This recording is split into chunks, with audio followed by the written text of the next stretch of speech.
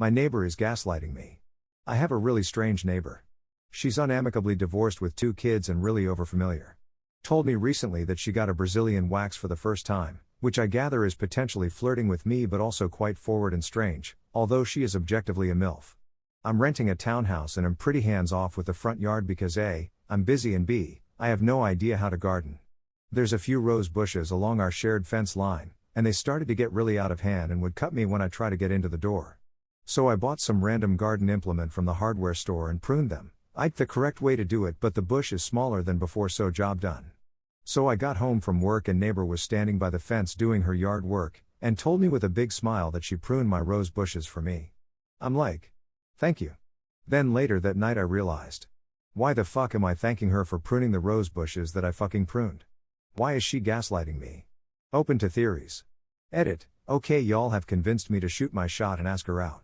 If it backfires, I'm gonna kill each and every one of you. Update. Hello, you'll have to forgive my turn of phrase because this makes me nervous, so I'm channeling the Morgan Freeman narration of Shawshank Redemption. So I took your advice, cherry-picked, rather, because I do now see the occasional warning in that thread, and I knocked on my neighbor's door and asked if she wants to have dinner sometime. I decided against using a plant-based double entendres, which was a good call because as I stood there staring blankly for a good minute, so breaking the silence with "I want to fertilize your bush" probably belongs in the no column, in a huge win for me and my hairless, clarinet-shaped physique. She was flirting with me. However, she was doing it in a more "I thought you were gay" way, I think because I sometimes roll my pants up at the ankles.